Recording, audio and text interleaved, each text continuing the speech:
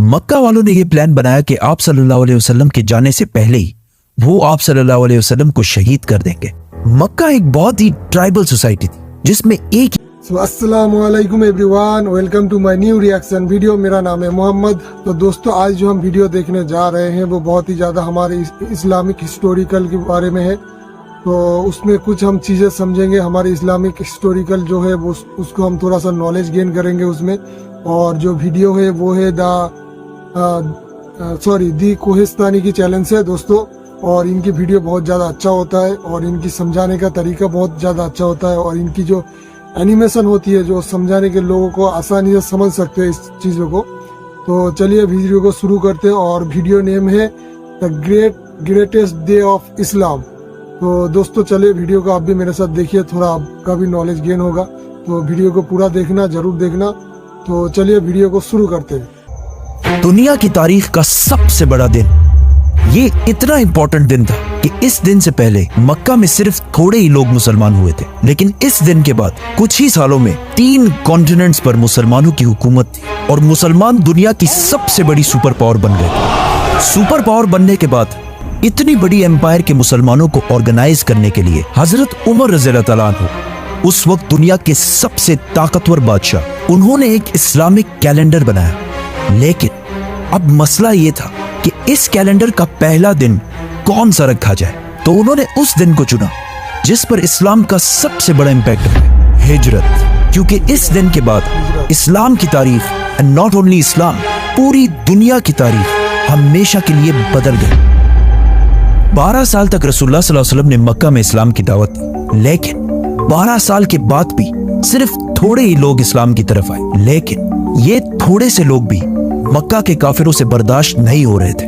तो जब उन्होंने देखा कि रसूलुल्लाह सल्लल्लाहु अलैहि वसल्लम के चाचा अबू तालिब वफात पा चुके हैं और अब मक्का में रसूलुल्लाह सल्लल्लाहु अलैहि वसल्लम को प्रोटेक्ट करने वाला कोई भी नहीं रहा, तो उन्होंने आखिर इस्लाम को वंस एंड फॉर ऑल खत्म करने का प्लान बनाया, मुहम्मद सल्लल्लाहु अलैहि वसल्लम को शहीद करने का प्लान। लेकिन इस सबसे पहले मक्का से 400 किलोमीटर दूर मदीना के 2 बड़े कबीले औस और खजरज के बहुत सारे लोग मुसलमान हो चुके थे और वो आप सल्लल्लाहु अलैहि वसल्लम को मदीना अपना लीडर बनाकर ले जाना चाहते हैं। तो उनमें से 72 लोगों ने मक्का आकर आप सल्लल्लाहु अलैहि वसल्लम को ये ऑफर दी, जिसको आप सल्लल्लाहु अलैहि वसल्लम ने कबूल फरमाया। जिसके बाद मक्का से मुसलमान आहिस्ता आहिस्ता बिल्कुल सीक्रेटली मदीना की तरफ शिफ्ट होना शुरू हुए। टोटल कुछ 70 या 80 मुसलमानों ने हिजरत की और आप सल्लल्लाहु अलैहि वसल्लम की जिंदगी को सबसे ज्यादा खतरा होने के बावजूद आप सल्लल्लाहु अलैहि वसल्लम ने तकरीबन सबसे आखिर में हिजरत फरमाई। मक्का वालों ने यह प्लान बनाया कि आप सल्लल्लाहु अलैहि वसल्लम के जाने से पहले ही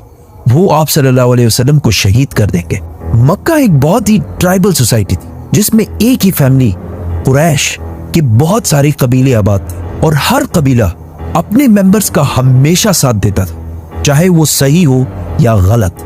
मक्का वाले इस बात से डरते थे कि अगर हम में से किसी एक कबीले ने भी रसूलुल्लाह सल्लल्लाहु अलैहि वसल्लम को शहीद करने की कोशिश की तो आप सल्लल्लाहु अलैहि वसल्लम का कबीला बनु हाशिम, जो मक्का के सबसे बड़े और स्ट्रॉन्ग कबीलों में से था, वो फिर उस कबीले को जिंदा नहीं छोड़ेगा।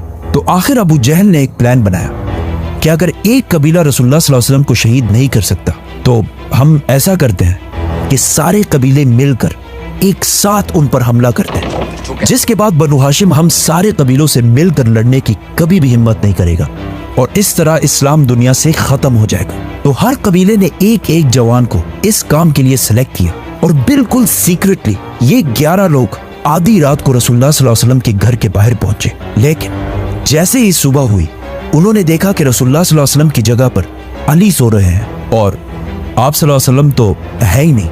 असल में आप सल्लल्लाहु अलैहि वसल्लम ने अबू बकर रज़ियल्लाहु ताला अन्हु के साथ मिलकर पहले से प्लानिंग की हुई थी और उसी रात आप सल्लल्लाहु अलैहि वसल्लम अबू बकर रज़ियल्लाहु ताला अन्हु के साथ मक्का छोड़कर जा चुके थे। अब मदीना मक्का के नॉर्थ में है, तो आप सल्लल्लाहु अलैहि वसल्लम को इस रास्ते से जाना चाहिए था। आप सल्लल्लाहु अलैहि वसल्लम मदीना की तरफ नहीं बल्कि साउथ मदीना से बिल्कुल ऑपोजिट यमन की तरफ रवाना हुए और मक्का से 5 किलोमीटर दूर एक केव गार में बना ली, क्योंकि उन्हें पता था कि उनके जाने के बाद मक्का वाले उनका जरूर पीछा करेंगे। और ऐसा ही हुआ। अगले ही दिन अबू सुफियान और अबू जहल ने मक्का में ऐलान किया कि जो भी मुहम्मद और अबू बकर को जिंदा या लेकर आएगा उसे 100 ऊंट का इनाम दिया जाएगा। और अगर इन 100 ऊंटों को आज के रेट में देखा जाए तो ये 1 या 2 करोड़ रुपए बनते हैं, जिसकी वजह से मक्का से बहुत सारे लोग मदीना के रास्ते पर आप सल्लल्लाहु अलैहि वसल्लम को तलाश करने लगे। लेकिन जब मदीना के रास्ते पर वो नहीं मिले तो उन्होंने दूसरे साइड्स में भी देखना शुरू किया और एक ग्रुप तो रसूलुल्लाह सल्लल्लाहु अलैहि वसल्लम के गार तक भी पहुंचा और बहुत करीब आकर भी वो उन्हें देख नहीं सके और वहां से वापस चले गए। मक्का में अबू जहल और बाकियों ने मिलकर हजरत अली रज़ी अल्लाह अन्हु को बहुत मारा, लेकिन उन्होंने आप सल्लल्लाहु अलैहि वसल्लम की लोकेशन के बारे में कुछ भी नहीं बताया। फिर वो सीधा अबू बकर रज़ी अल्लाह अन्हु के घर पहुंचे और उन्होंने उनकी बेटी अस्मा से पूछा, लेकिन उन्होंने कुछ भी नहीं बताया। तो अबू जहल ने उनके मुंह पर जोर से थप्पड़ मारा। हजरत अस्मा इस सब के बावजूद भी 3 दिन तक मक्का वालों से छुपकर गारे सूर में आप सल्लल्लाहु अलैहि वसल्लम और अबू बकर रज़ी अल्लाह अन्हु तक खाना पहुंचाती रही। आखिर 3 दिन के बाद आप सल्लल्लाहु अलैहि वसल्लम गारे सूर से रवाना हुए। अबू बकर रज़ी अल्लाह अन्हु ने पहले से ही एक आदमी से डील कर रखी थी और उसे अपने 2 बेस्ट ऊंट भी दिए थे कि 3 दिन के बाद हमसे आकर इस गार में मिलना और अपने साथ ये 2 ऊंट भी लाना। अब इस आदमी को चूज करना बहुत ही मुश्किल काम था, क्योंकि अगर ये भी 2 करोड़ इनाम की लालच में आकर आप सल्लल्लाहु अलैहि वसल्लम को धोखा दे देता तो इस इतने इंपॉर्टेंट काम के लिए उन्होंने अब्दुल्ला बिन उरैकत को चूज किया, जो खुद उस वक्त मुसलमान भी नहीं थे, लेकिन उनके पास एक खास स्किल था। उनको अरब के बहुत सारे सीक्रेट रास्तों का पता था जिस पर बाकी अरब कभी भी नहीं जाते थे। और आप सल्लल्लाहु अलैहि वसल्लम को एक ऐसे ही आदमी की जरूरत थी, क्योंकि उस वक्त पूरा अरब आप सल्लल्लाहु अलैहि वसल्लम को ढूंढ रहा था। तो आप सल्लल्लाहु अलैहि वसल्लम ने इतने इंपॉर्टेंट मिशन के लिए मुसलमान होने पर नहीं बल्कि मेरिट की बेस पर अब्दुल्ला बिन उरैकत को चूज किया। जैसे ही अब्दुल्ला बिन उरैकत वो ऊंट लेकर पहुंचे तो आप सल्लल्लाहु अलैहि वसल्लम ने अबू बकर रज़ी अल्लाह अन्हु से कहा कि मैं सिर्फ एक शर्त में इस ऊंट पर बैठूंगा कि मैं इसकी पूरी पेमेंट तुम्हें अदा कर दूं। इतने सख्त हालात में भी आप सल्लल्लाहु अलैहि वसल्लम इन टाइनी डिटेल्स का भी ख्याल रखते थे। एंड नॉट ओनली दैट, जब मक्का का हर कबीला आप सल्लल्लाहु अलैहि वसल्लम को शहीद करना चाहता था तो आप सल्लल्लाहु अलैहि वसल्लम ने हजरत अली को जाने से पहले मक्का में छोड़ा ताकि वो उन अमानतों को वापस लौटा सके जो मक्का के लोगों ने आप सल्लल्लाहु अलैहि वसल्लम के पास रखी थी। अब्दुल्ला बिन उरैकत आप सल्लल्लाहु अलैहि वसल्लम और अबू बकर रज़ियल्लाहु अन्हु को अगेंस्ट साउथ मदीना से बिल्कुल ऑपोजिट यमन की तरफ लेकर गया और जब मक्का से बहुत दूर चला गया तो उन्हें वापस मदीना की तरफ मोड़ा और आप सल्लल्लाहु अलैहि वसल्लम को समंदर के बिल्कुल करीब से बिल्कुल सीक्रेट रास्तों पर मदीना की तरफ रवाना किया।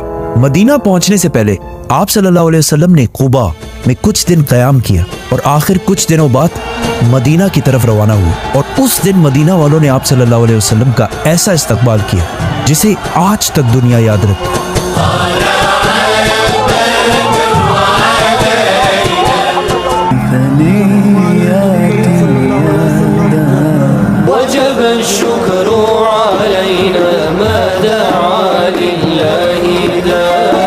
आप सल्लल्लाहु अलैहि वसल्लम मक्का से बिल्कुल सीक्रेटली निकले थे, लेकिन जैसे ही वो मदीना के करीब पहुंचे मदीना वालों ने उनका इस्तकबाल बिल्कुल एक बादशाह और लीडर की तरह किया। मदीना में हर एक की ख्वाहिश थी कि आप सल्लल्लाहु अलैहि वसल्लम उनके घर में रहे, लेकिन आप सल्लल्लाहु अलैहि वसल्लम ने यह फैसला अपने ऊंट को करने दिया कि जहां भी आप सल्लल्लाहु अलैहि वसल्लम का ऊंट बैठेगा वही आप सल्लल्लाहु अलैहि वसल्लम रहेंगे। इस तरह मदीना में किसी का भी दिल नहीं दुखे। उसी के पास मस्जिद नबवी भी बनाई गई। मदीना वालों के इसी डिसीजन की वजह से मदीना अरब की एक आम सिटी से कुछ ही सालों बाद दुनिया की सबसे स्ट्रॉन्ग सिटी बन गई और यहीं से दुनिया के 3 कॉन्टिनेंट्स के फैसले होने लगे। और आज तक मदीना के अंसार की ये कुर्बानी मुसलमान कभी भी नहीं भूले। तो दोस्तों वीडियो यहाँ पे ख़त्म होता है और वीडियो काफ़ी ज़्यादा अच्छा है और काफ़ी कुछ सीखने को भी मिला। और इनकी जो मैंने पहले भी कहा तो इनकी जो समझाने का तरीका होता है भाई का वो बहुत ज़्यादा अच्छा होता है, लोग आसानी से समझ भी सकते हैं। और एक एक चीज़ वीडियो में एनिमेशन की तरीके से दिखाते हैं ताकि और समझने में आसानी हो सके। और हमारे नबी करीम सल्लल्लाहु अलैहि वसल्लम के जो मक्का से मदीना जब वो हिजरत कर रहे थे तो मदीना वालों ने जब उनको मतलब शानदार तरीके से एक बादशाह की तरीके से उनका इस्तकबाल किया अल्हम्दुलिल्लाह। तो गाइस दोस्तों इस वीडियो में बहुत कुछ सीखने को मिला। तो आई होप कि आप लोगों को भी कुछ सीखने को मिला। सो दोस्तों, अगर आपने भी कुछ सीखा है तो प्लीज़ इस वीडियो को ज़रूर शेयर करना, और ताकि दूसरों को भी कुछ नॉलेज मिल सके हमारे दिन के बारे में, हमारे इस्लाम के बारे में। तो आई होप सो कि आपको वीडियो पसंद आया होगा। अगर हमारे वीडियो आपको पसंद आते हैं दोस्तों तो प्लीज़ हमारे वीडियो को एक लाइक कर देना, और हमारे चैनल पे अगर नए हो तो प्लीज़ चैनल को सब्सक्राइब कर देना, और वीडियो को ज़्यादा से ज़्यादा लोगों के पास शेयर भी कर देना। तो मिलते हैं और एक नया वीडियो के साथ, तब तक के लिए अल्लाह हाफिज़, फ़ी अमान अल्लाह।